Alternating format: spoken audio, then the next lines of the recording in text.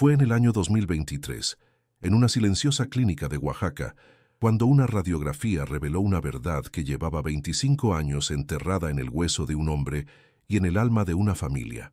La doctora Isabel Serrano observó la placa con una incredulidad que helaba la sangre. No era una fractura ni una infección lo que veía incrustado en la clavícula de su paciente, Javier Montoya.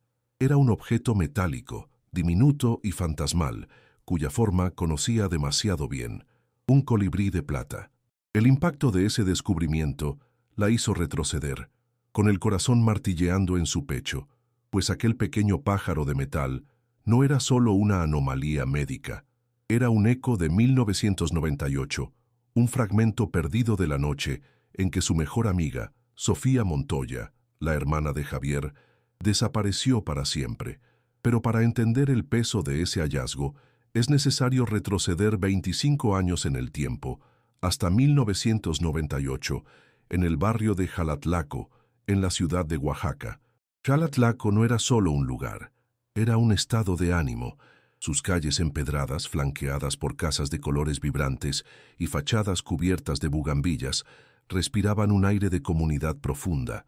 Allí, las familias se conocían por generaciones, las puertas rara vez se cerraban con llave, y el murmullo constante de la vida comunitaria era la banda sonora del día a día.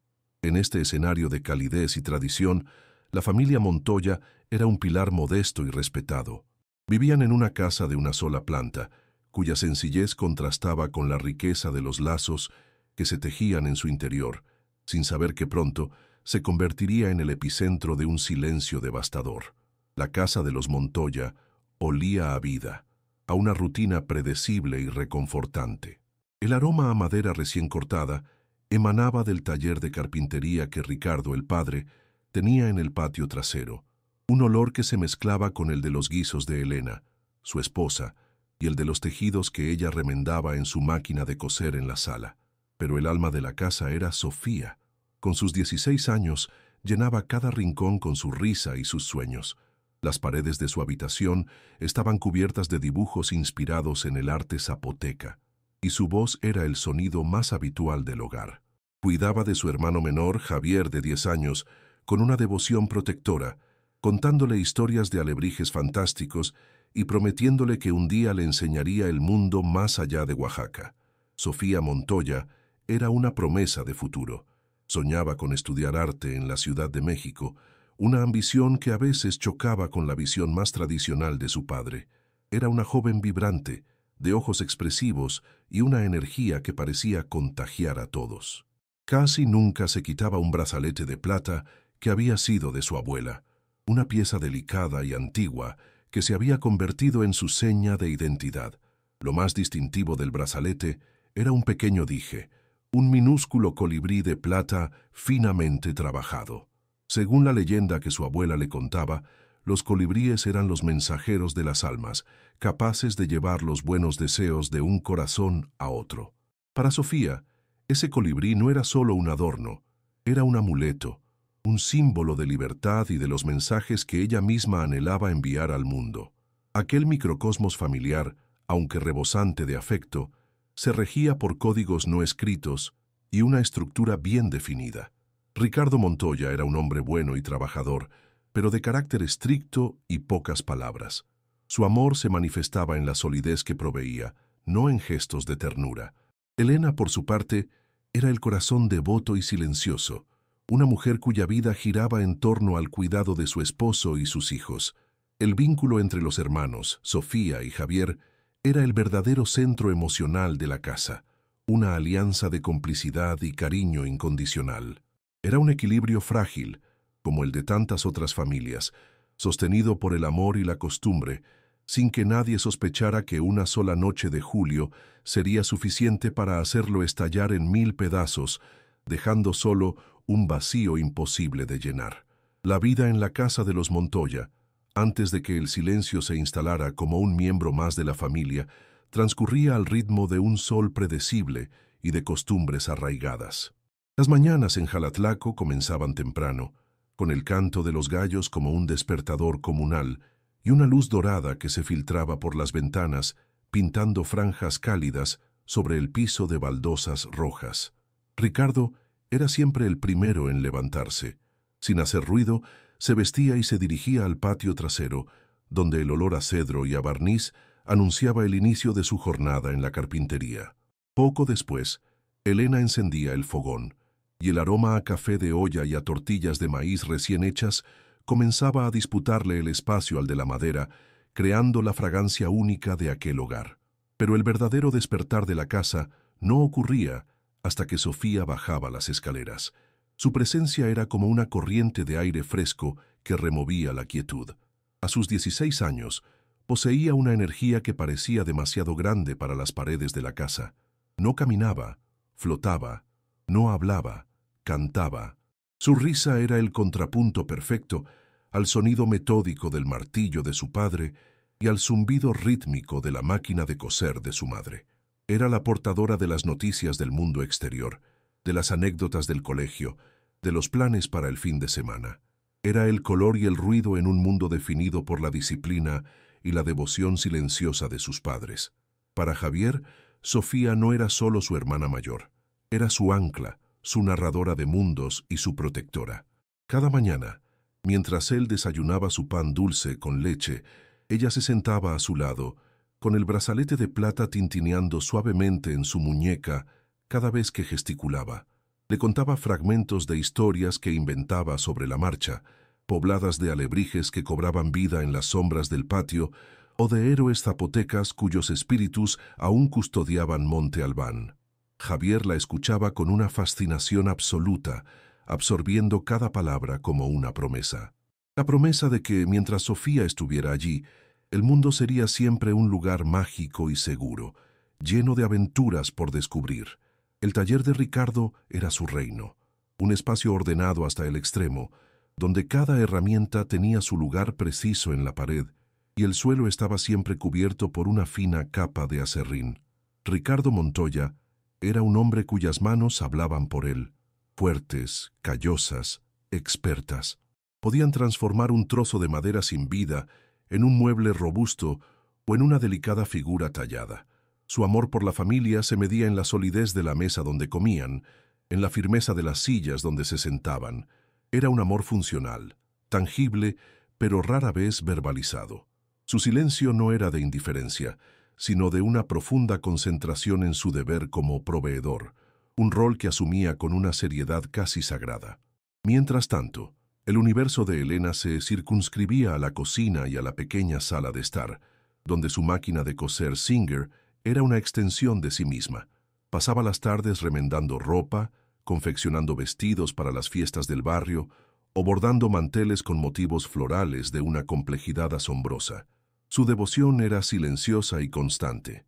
Se manifestaba en el sabor del mole que preparaba durante horas, en la blancura impecable de las sábanas, en la forma en que anticipaba las necesidades de su esposo y de sus hijos sin que tuvieran que pedírselo.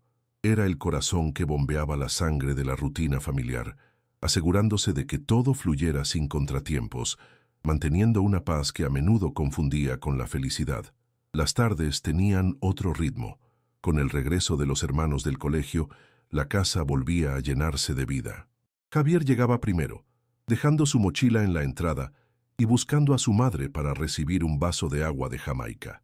Pero la verdadera tarde comenzaba cuando la puerta se abría de nuevo y entraba Sofía, trayendo consigo el bullicio de la calle y la energía de su juventud. Era el momento en que la casa dejaba de ser solo el taller de Ricardo y la cocina de Elena para convertirse en un hogar.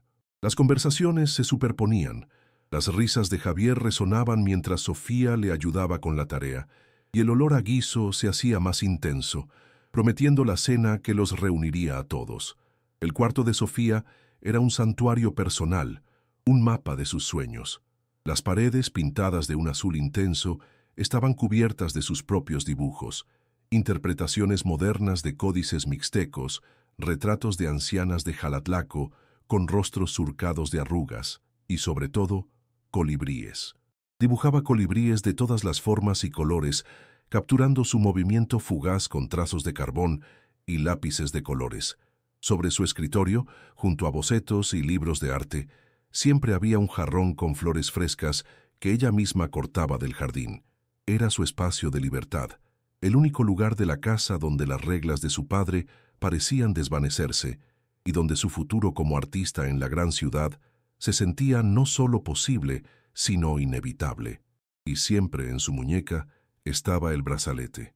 Era más que una joya, era un talismán, una conexión directa con la abuela que apenas recordaba, pero a quien idolatraba a través de las historias de su madre. La plata, oscurecida por el tiempo, brillaba con un lustre suave.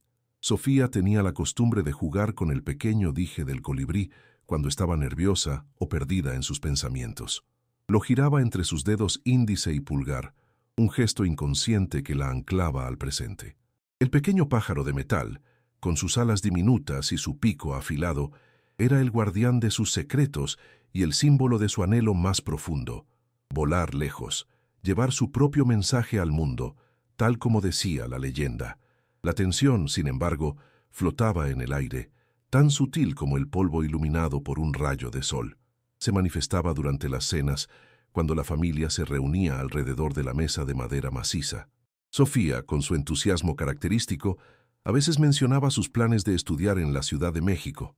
En esos momentos, una quietud incómoda caía sobre la mesa. Ricardo dejaba de masticar por un instante. Su mandíbula se tensaba visiblemente y respondía con un monosílabo o un cambio de tema abrupto. Elena, desde el otro extremo de la mesa, lanzaba una mirada suplicante a su hija, una petición silenciosa de no alterar la frágil paz. Eran las reglas no escritas de la familia Montoya. Los sueños grandes se guardaban para uno mismo, pero el vínculo entre los hermanos era un refugio contra esas tensiones. En las noches cálidas, cuando el calor del día se disipaba y el aroma de las flores de dama de noche impregnaba el aire, Sofía y Javier solían sentarse en los escalones del patio. Ella le señalaba las estrellas, inventando constelaciones con formas de alebrijes. Le hablaba en susurros de un mundo más allá de Jalatlaco, un lugar donde las calles no terminaban nunca y donde el arte estaba en cada esquina.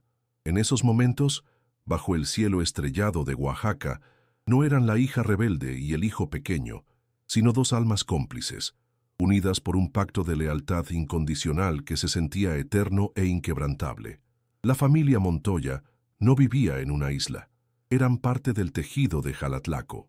Los domingos, después de misa en el templo de San Matías, caminaban por el barrio saludando a los vecinos por su nombre: doña Elodia desde su puesto de tlayudas, el señor Pascual en su tienda de abarrotes. Ricardo intercambiaba breves comentarios sobre el trabajo o el clima, mientras Elena compartía recetas con otras mujeres. Sofía era conocida y querida por todos. Su sonrisa era una presencia familiar en las calles empedradas. Esta red comunitaria les daba una sensación de pertenencia, de estar anclados a un lugar y a una gente. Nadie podía imaginar que esa misma comunidad pronto se convertiría en un coro de susurros y miradas de compasión.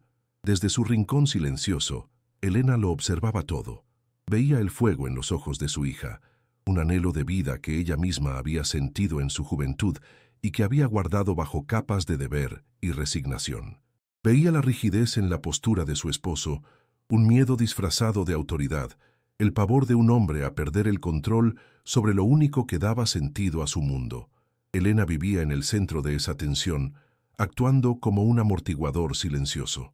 Su amor era una fuerza pasiva, dedicada a mantener el equilibrio, a suavizar los bordes afilados. No sabía que, al evitar las confrontaciones, estaba permitiendo que la presión se acumulara bajo la superficie, esperando la grieta por donde estallar.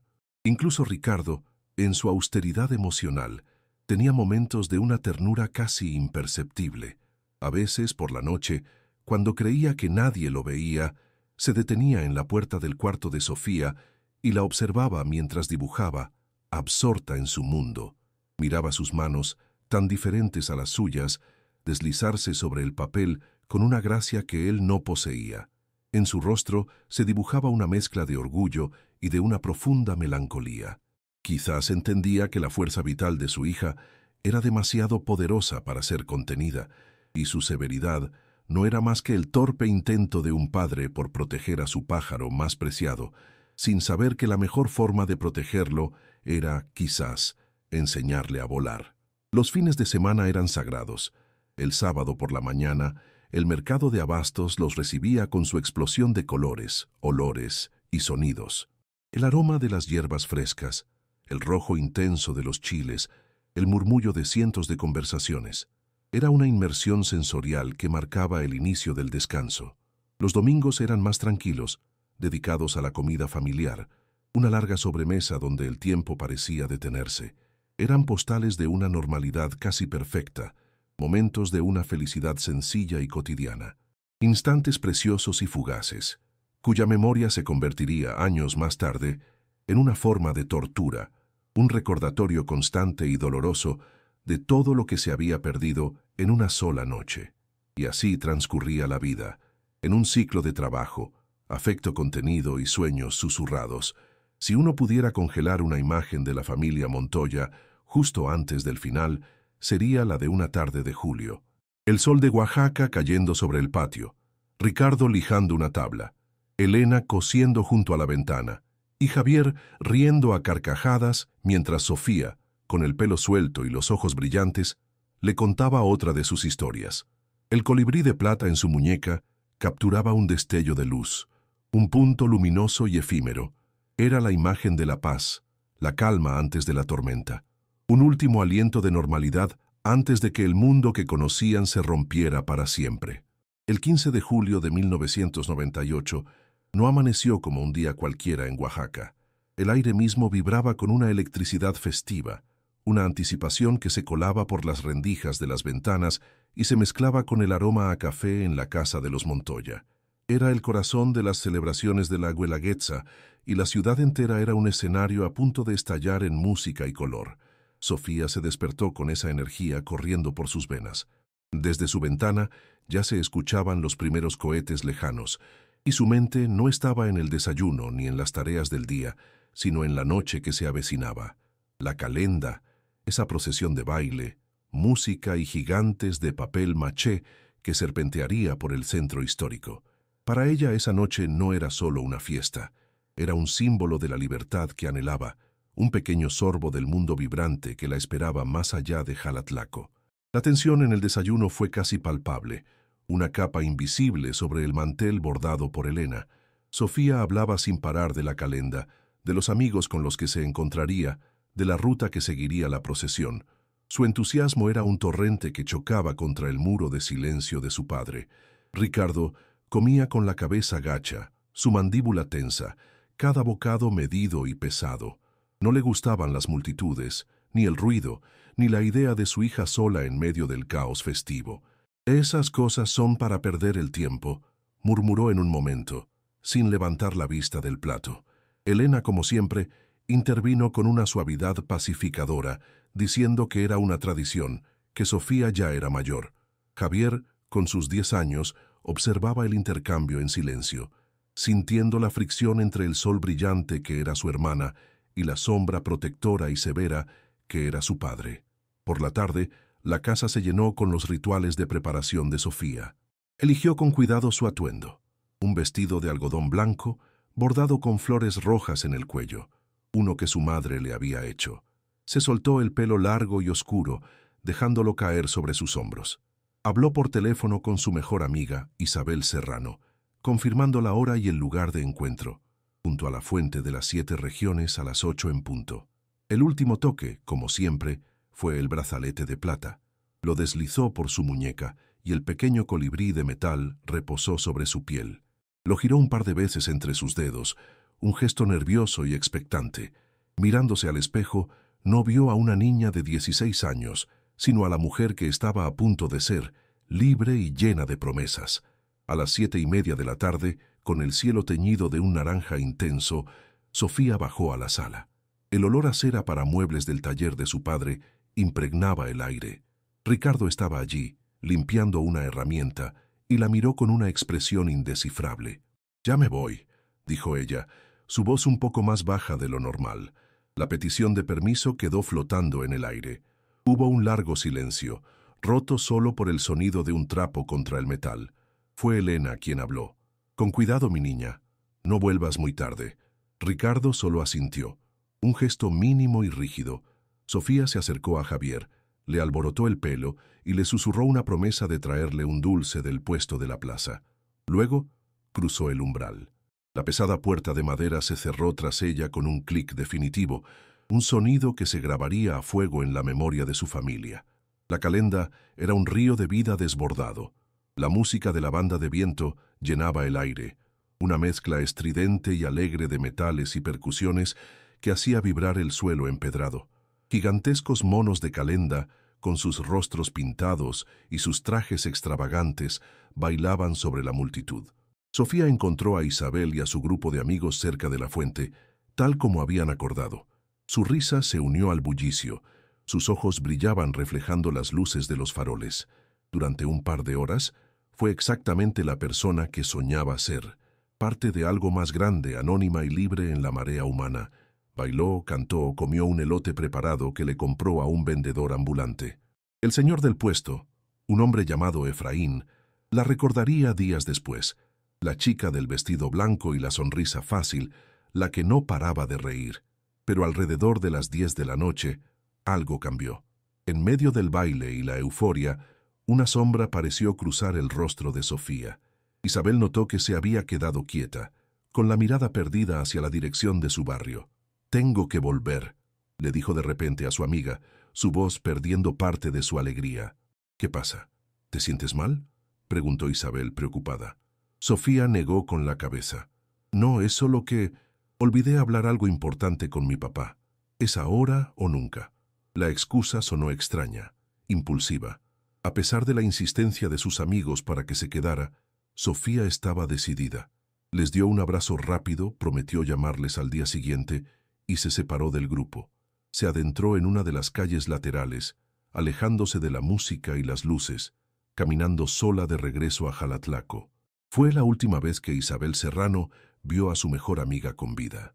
De vuelta en la casa de los Montoya, el tiempo transcurría con una lentitud densa y pesada. Elena intentaba coser, pero sus manos estaban inquietas.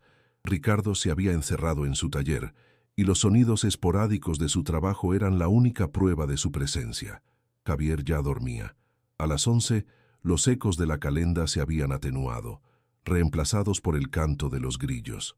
Elena miró el reloj. Ya debería estar por llegar, pensó. A las 11:30, una inquietud fría comenzó a trepar por su espalda. Se asomó a la calle vacía y oscura, esperando ver la silueta de su hija doblando la esquina. Pero la calle permanecía desierta.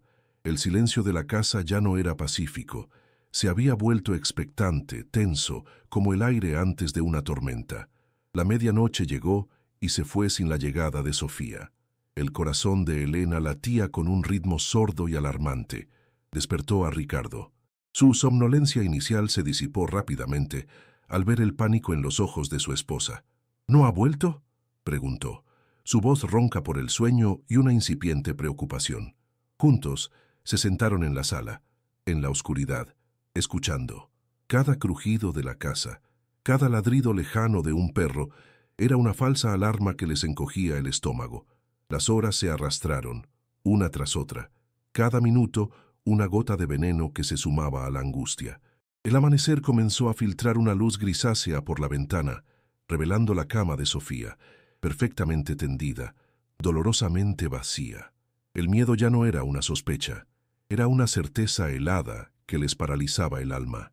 El primer rayo de sol iluminó el polvo en el aire y confirmó el horror. Sofía no había pasado la noche en casa. La primera llamada fue a casa de Isabel. La voz adormilada y luego asustada de la madre de la chica, al otro lado de la línea, fue el primer golpe. Pasó el teléfono a su hija, y las palabras de Isabel cayeron como piedras sobre la frágil esperanza de los Montoya. «Se fue de la fiesta hace horas, señora Elena. Dijo que tenía que volver a casa. Dijo que tenía que hablar con el señor Ricardo». La frase quedó suspendida en el aire, cargada de un significado que nadie se atrevía a explorar. La última persona que la vio, aparte de sus amigos, era un vendedor ambulante. El último lugar donde estuvo, la calenda. El último destino conocido, su propia casa. El espacio entre ese punto y su puerta se había convertido en un abismo. El sol ya estaba alto en el cielo de Oaxaca, iluminando las calles aún cubiertas de confeti y serpentinas.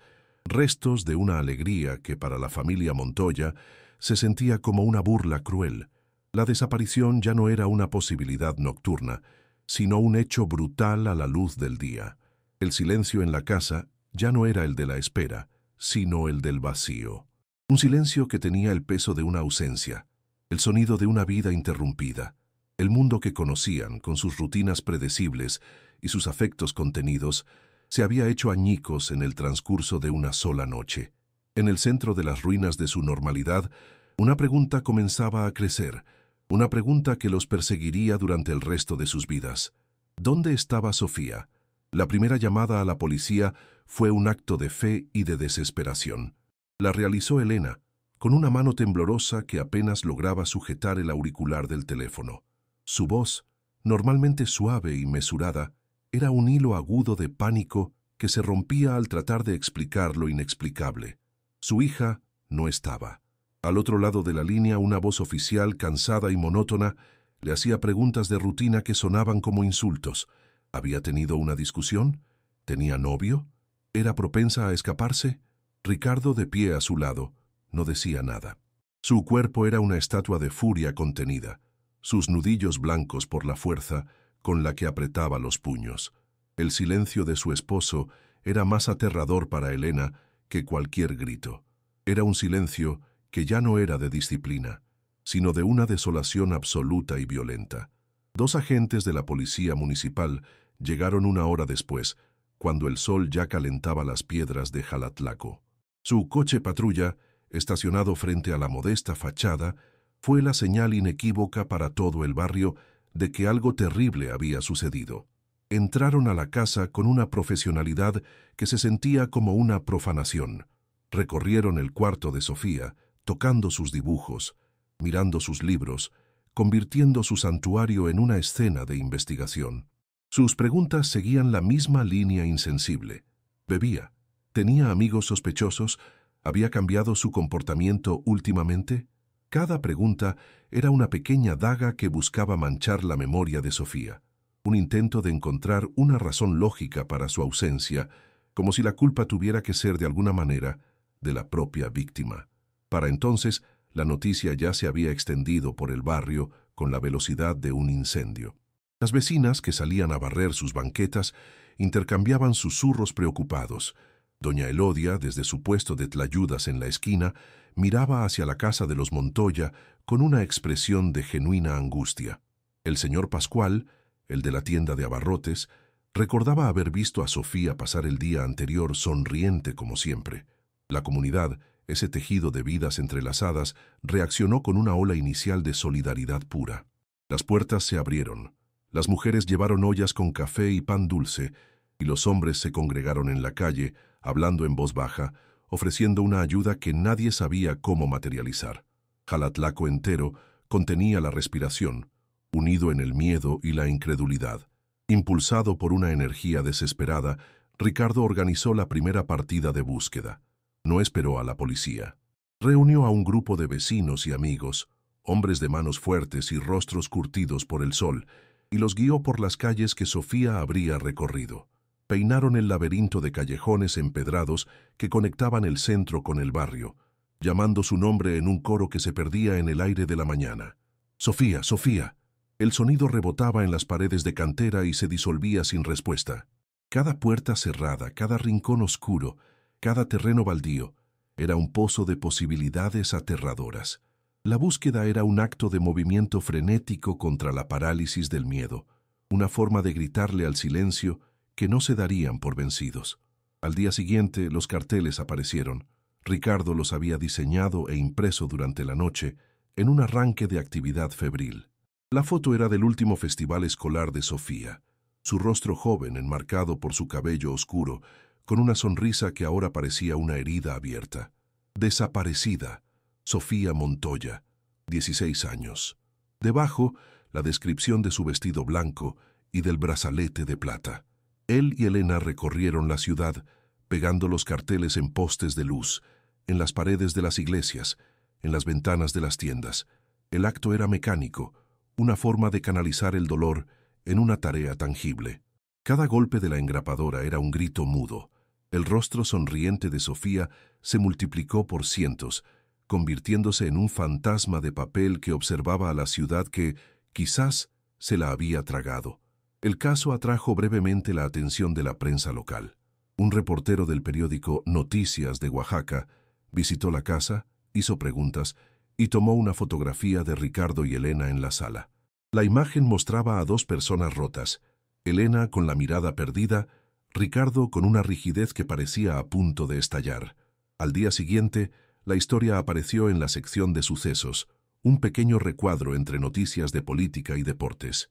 Joven de Jalatlaco desaparece tras calenda de la Guelaguetza. Para la mayoría de los lectores, era una nota más. Para los Montoya, era la humillación de ver su tragedia reducida a tinta y papel, una historia que sería olvidada tan pronto como se pasara la página.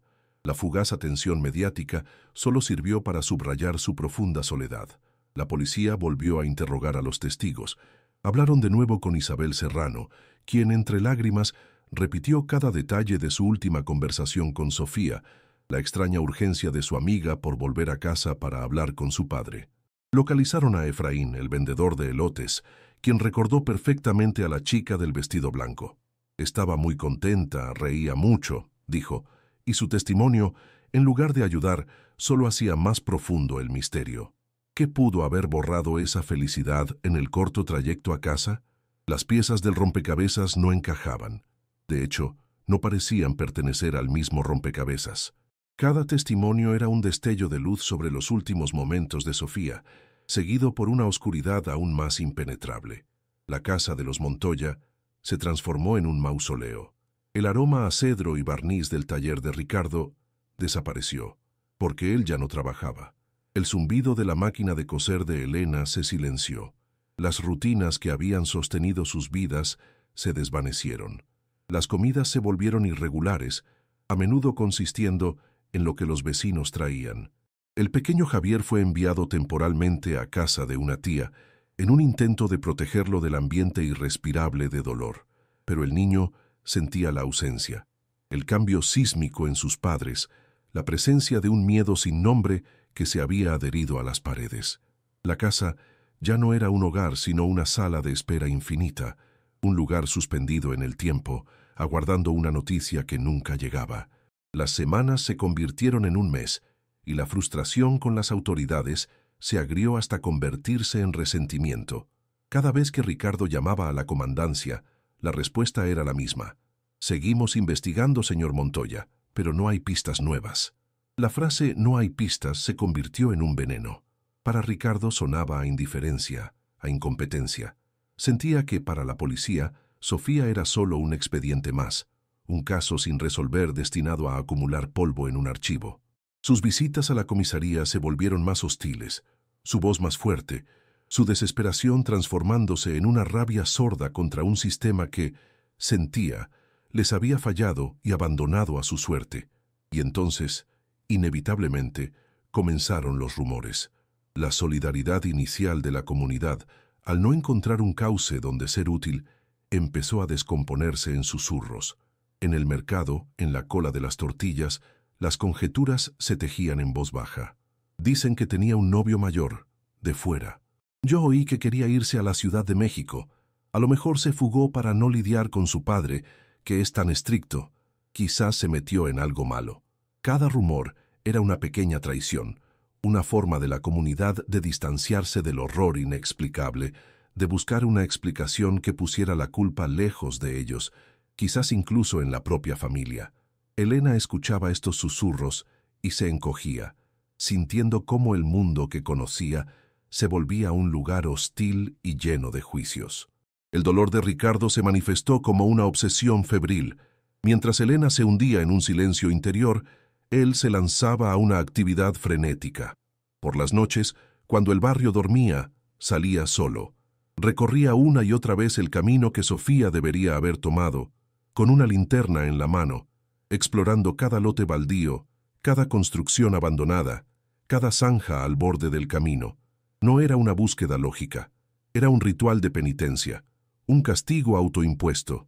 Sus vecinos lo veían a veces, una figura solitaria moviéndose en la oscuridad, y sentían una mezcla de lástima y temor.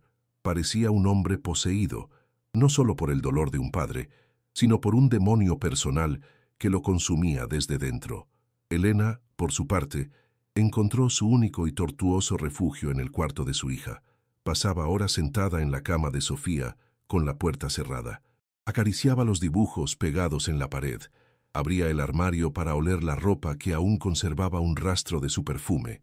Sostenía el cepillo, que todavía guardaba algunos de sus cabellos. El cuarto se convirtió en un santuario donde la presencia de Sofía se sentía casi tangible. Allí, en la soledad de esas 4 paredes, Elena le hablaba en susurros, le contaba su día, le rogaba que volviera, que diera una señal. Era una conversación con un fantasma, un diálogo unilateral que la mantenía anclada a un pasado que se negaba a aceptar como perdido para siempre. Cuando Javier regresó a casa, encontró a 2 extraños habitando los cuerpos de sus padres. El nombre de Sofía se había vuelto un tabú. Nadie lo pronunciaba, pero su ausencia gritaba desde cada rincón silencioso. El niño aprendió rápidamente las nuevas reglas: no hacer preguntas, no hacer ruido, no añadir más peso a la atmósfera ya aplastante. Empezó a sufrir pesadillas confusas que olvidaba al despertar y a quejarse de un dolor punzante en el hombro que su madre atribuyó a algún golpe jugando. En ese silencio impuesto, Javier comenzó a enterrar sus propios recuerdos de aquella noche, fragmentos de miedo y confusión que su mente infantil no podía procesar, encapsulándolos en un rincón oscuro de su memoria para poder sobrevivir. Con el paso de los meses, Jalatlaco comenzó a olvidar. La vida, con su insistencia implacable, siguió adelante.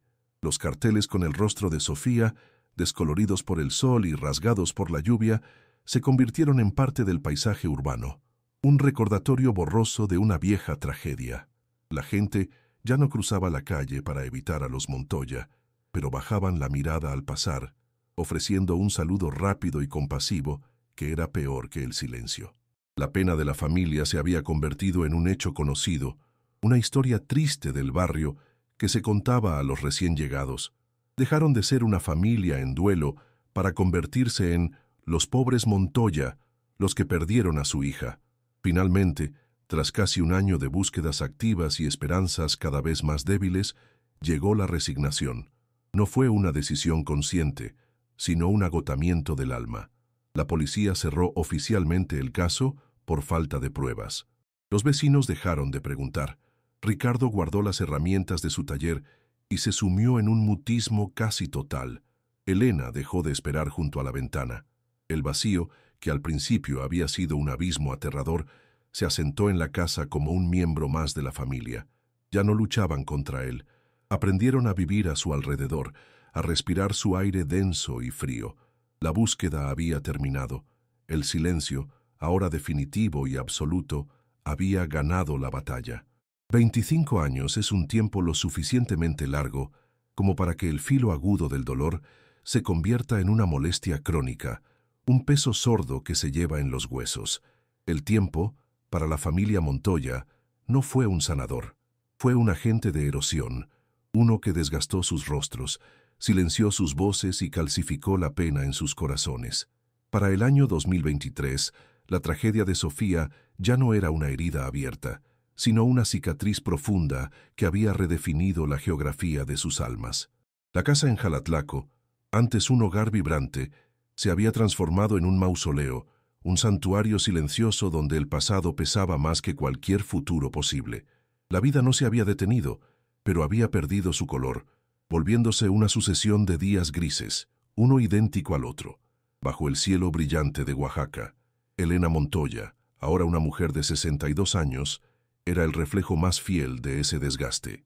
La vivacidad que una vez animó sus ojos se había extinguido, dejando tras de sí una mirada permanentemente nublada por los recuerdos.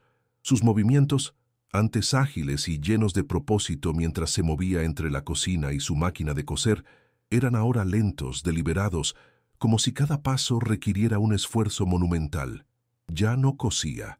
Sus manos, que habían creado tanta belleza, ahora yacían quietas sobre su regazo la mayor parte del día. El luto se había convertido en su estado natural, un silencio interior tan profundo que ya ni siquiera las lágrimas podían romper. Era una devoción a la ausencia, una lealtad inquebrantable a la hija que solo existía en su memoria.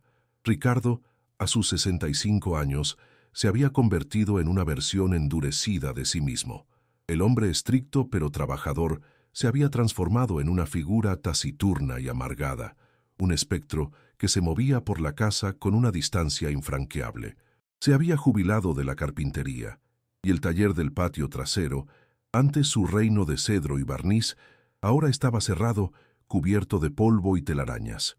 Las herramientas que habían sido una extensión de sus manos permanecían colgadas, silenciosas y oxidadas.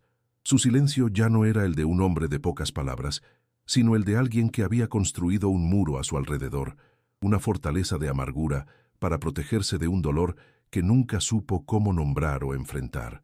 El cuarto de Sofía se mantuvo como una cápsula del tiempo, un altar sagrado e intocable. Nadie, excepto Elena, entraba allí. La habitación permanecía exactamente como Sofía la había dejado aquella tarde de julio de 1998. Sus dibujos de colibríes y deidades zapotecas seguían pegados en las paredes azules, sus libros de arte apilados sobre el escritorio, su ropa colgada en el armario. Una fina capa de polvo, que Elena nunca limpiaba, lo cubría todo, como un velo fúnebre que preservaba la escena. Para Elena, ese cuarto no era un recordatorio del dolor, sino el único lugar donde la esencia de su hija aún se sentía real. Entraba en silencio, se sentaba en el borde de la cama y respiraba el aire estancado, un aire que, para ella, todavía olía a los sueños de su niña. Los cumpleaños de Sofía se convirtieron en un ritual de dolor silencioso. Cada año, en la misma fecha, Elena horneaba un pequeño pastel de chocolate, el favorito de su hija.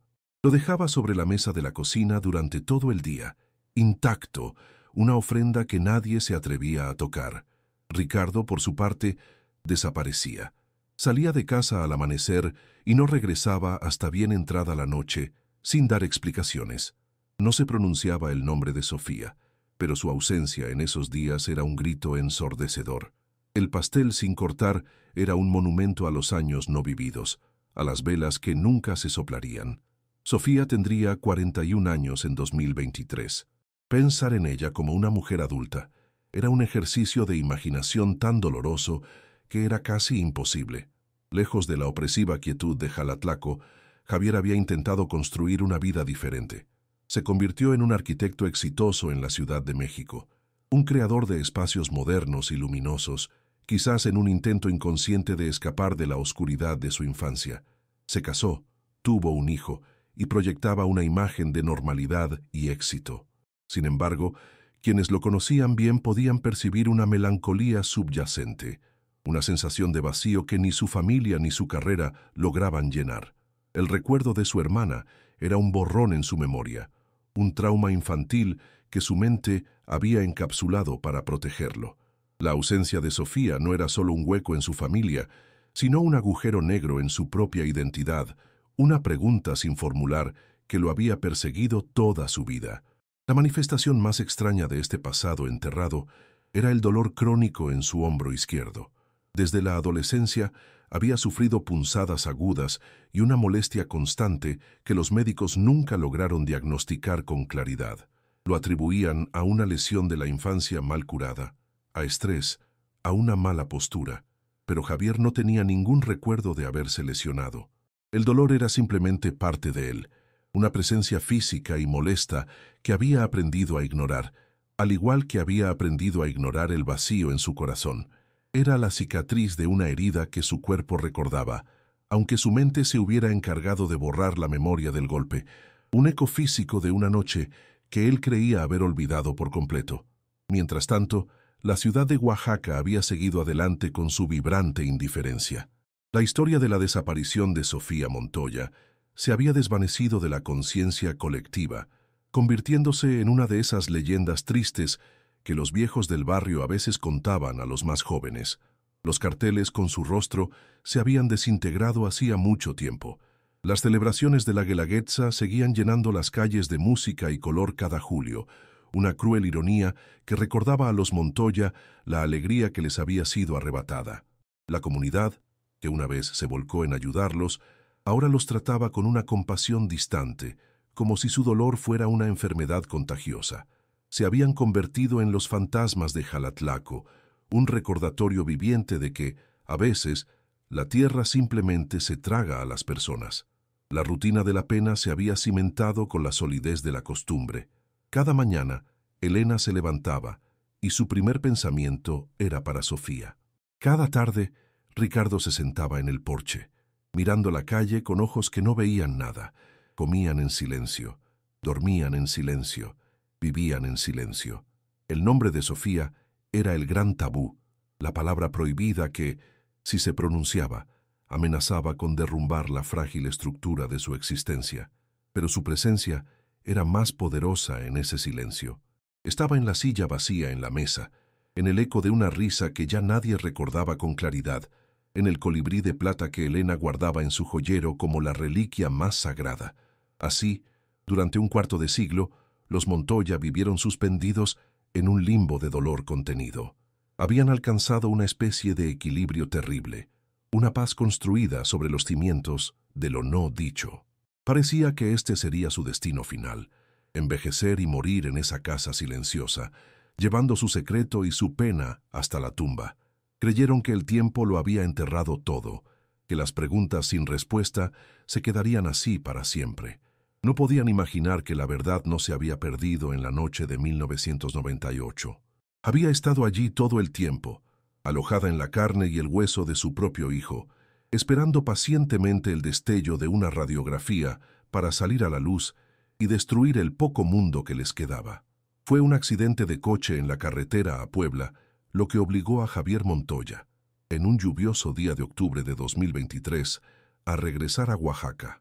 No era una visita planeada. Su padre, Ricardo, había sufrido un infarto leve y, aunque estaba fuera de peligro, la llamada de su madre, teñida de una fragilidad que no le había escuchado en años, fue suficiente para que Javier dejara todo y condujera durante horas. Fue durante esa visita forzada, mientras ayudaba a su madre a ordenar viejos papeles en el despacho de Ricardo, cuando su mano tropezó con una caja de madera de cedro, escondida en el fondo de un armario. No era una caja de herramientas. Era pesada, cerrada con un pequeño candado oxidado. La curiosidad, un sentimiento que rara vez se permitía, lo impulsó a forzar la cerradura con un destornillador. El aire que escapó de la caja al abrirse olía a tiempo estancado, una mezcla de polvo y secretos guardados. Dentro, cuidadosamente envueltos en un paño de lino que Elena reconoció como uno de sus viejos manteles, había una serie de objetos que no tenían sentido juntos. Un pequeño zapato de niña, un libro de poemas de Sor Juana con las esquinas dobladas y debajo de todo un cuaderno de tapa dura de color negro. Javier lo reconoció al instante, aunque no lo había visto en 25 años. Era el diario de Sofía, el diario que todos creían perdido, desaparecido junto con ella. Sus dedos temblaron al tocar la cubierta gastada. A su lado, Elena ahogó un sollozo, llevando una mano a su boca como si intentara contener el pasado que acababa de desbordarse en la habitación. Se sentaron juntos en la sala silenciosa, la luz gris del atardecer filtrándose por la ventana. Ricardo dormía en su habitación, ajeno al descubrimiento que estaba a punto de demoler los cimientos de su mentira. Con un respeto casi religioso, Javier abrió el diario. La caligrafía de Sofía, elegante e inclinada, llenaba las páginas. Las primeras entradas eran las que uno esperaría de una adolescente. Pensamientos sobre la escuela, dibujos de sus amigos, sueños sobre estudiar arte. Pero a medida que avanzaba hacia el verano de 1998, el tono comenzó a cambiar. Las páginas se volvieron más densas, la tinta a veces corrida, como si hubiera sido secada por las lágrimas. La alegría juvenil dio paso a una corriente subterránea de ansiedad y conflicto. La revelación no fue un estallido, sino una lenta y asfixiante inmersión en la verdad. En las entradas de julio, Sofía escribió extensamente sobre las discusiones con su padre. No eran simples desacuerdos sobre su futuro, eran batallas campales. Ricardo No solo se oponía a que estudiara en la Ciudad de México, la idea lo aterrorizaba y lo enfurecía. Papá dice que el mundo de fuera es un lugar para perderse, que una mujer decente no abandona su hogar, escribió Sofía en una entrada fechada el 10 de julio. No entiende que mi hogar se está volviendo una jaula. A veces, la forma en que me mira me da miedo. No es solo enojo, es algo más oscuro, algo que no puedo nombrar. La última entrada estaba fechada el 15 de julio de 1998, el día de su desaparición. La tinta era temblorosa, las palabras apresuradas. Sofía había descubierto algo que lo cambiaba todo. Escribió sobre encontrar una caja de cartas viejas en el taller de su padre, cartas que no eran de su madre. Eran cartas de amor, apasionadas y desesperadas, de otra mujer, una mujer de un pueblo cercano con la que Ricardo había tenido una relación secreta años atrás, una relación que continuaba de forma intermitente. Él tiene otra vida, escribió Sofía. Toda la disciplina, toda la rectitud, es una mentira. Esta noche en la calenda sentí que me ahogaba. Tuve que volver. Tengo que enfrentarlo. No por la otra mujer, sino por la mentira, por la jaula que construyó para mamá y para nosotros con sus reglas y su silencio. Esta noche, el colibrí va a volar de verdad. Javier cerró el diario. El silencio en la sala era tan denso que parecía tener peso físico. Levantó la vista hacia su madre. Elena no lloraba. Su rostro era una máscara de devastación tranquila, como si una parte de ella siempre hubiera sabido, o al menos sospechado, la verdad que se escondía tras el silencio de su marido. La desaparición de Sofía ya no era un misterio inexplicable, un acto del destino cruel. Tenía un origen, un catalizador. La última imagen de su hermana ya no era la de una chica feliz yendo a una fiesta, sino la de una joven valiente y aterrorizada caminando hacia una confrontación de la que nunca regresaría. La excusa que le dio a su amiga Isabel, «tengo que hablar algo importante con mi papá», adquirió un peso insoportable. De repente, como una pieza de un rompecabezas que encaja violentamente en su lugar, un fragmento de memoria emergió en la mente de Javier. No era una imagen clara, sino una sensación. La oscuridad del taller de carpintería, el olor a serrín y a miedo. El sonido de voces airadas, la de su hermana, aguda y desafiante, y la de su padre, un gruñido bajo y amenazante. Recordó un grito ahogado y luego un golpe sordo, un sonido horrible, húmedo y definitivo, como una fruta grande cayendo al suelo, y luego un dolor agudo en su propio hombro, un ardor que lo hizo retroceder hacia las sombras desde donde espiaba. Vio a su padre arrodillado, pero no podía ver a Sofía. La verdad, en su forma más brutal, se instaló en la habitación. Sofía no se había fugado. No había sido secuestrada por un extraño en una calle oscura.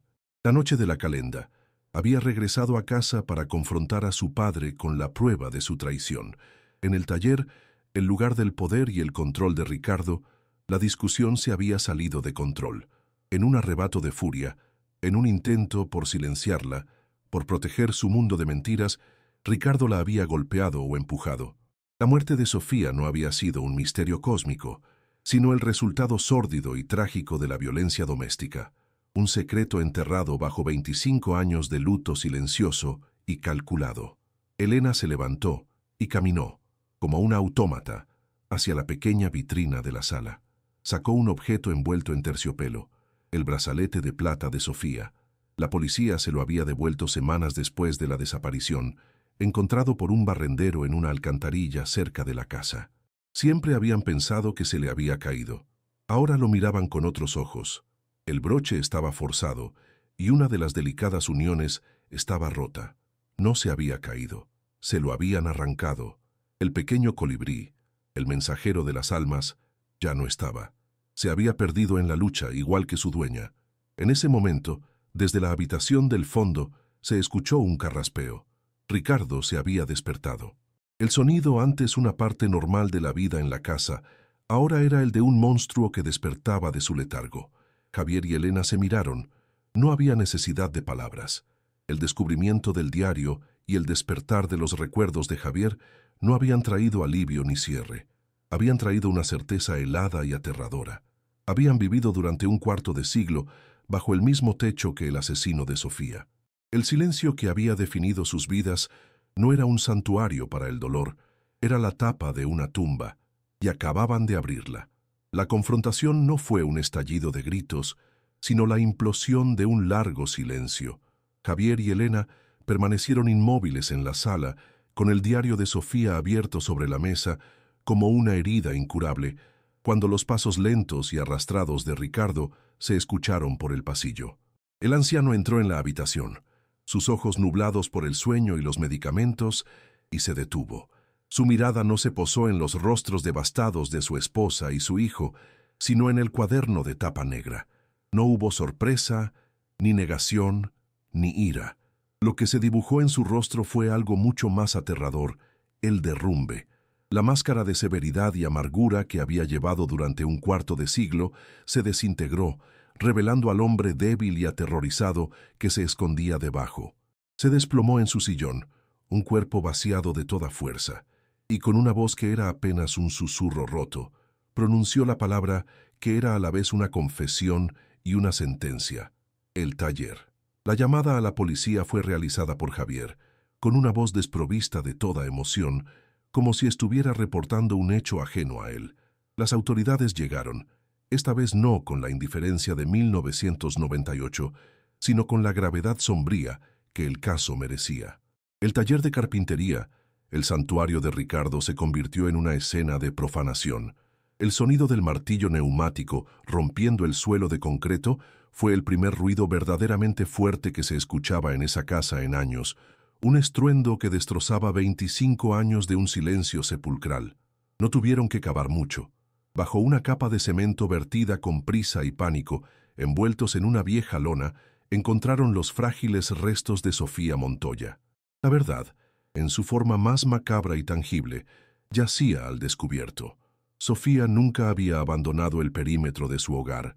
Había dormido durante un cuarto de siglo bajo los pies del hombre que le había dado la vida y se la había arrebatado, en el mismo lugar donde él había seguido trabajando, día tras día, sobre su tumba secreta. El funeral de Sofía no fue un acto de cierre, sino la materialización de una pesadilla. Se celebró en un día gris y lluvioso, en el pequeño cementerio de Jalatlaco. El ataúd era pequeño, casi infantil, un recordatorio brutal de la edad en que su vida fue truncada. Asistieron pocas personas. Elena, sostenida por Javier, parecía un fantasma translúcido. Isabel Serrano estaba allí, su rostro de mujer adulta surcado por las lágrimas de una niña que había perdido a su mejor amiga 2 veces, una a la incertidumbre y otra a la verdad. No hubo discursos largos. ¿Qué se podía decir? No estaban enterrando solo a Sofía. Estaban enterrando la memoria de una familia, la ilusión de un hogar, la mentira que los había mantenido juntos y los había envenenado lentamente. Mientras la tierra húmeda caía sobre el ataúd, Javier sintió que el dolor crónico en su hombro, por primera vez en su vida, había desaparecido, reemplazado por un vacío mucho más profundo e insoportable. La familia Montoya, tal como el mundo la conocía, dejó de existir en ese mismo instante. La reconciliación era una imposibilidad monstruosa. Elena empacó una pequeña maleta y se fue a vivir con una hermana en un pueblo lejano, incapaz de respirar el mismo aire que Ricardo. Nunca volvió a dirigirle la palabra. Javier regresó a su vida en la Ciudad de México, pero era un hombre fracturado. El conocimiento de lo que su padre había hecho y de su propio papel como testigo silenciado lo perseguiría para siempre. Ricardo no fue a prisión.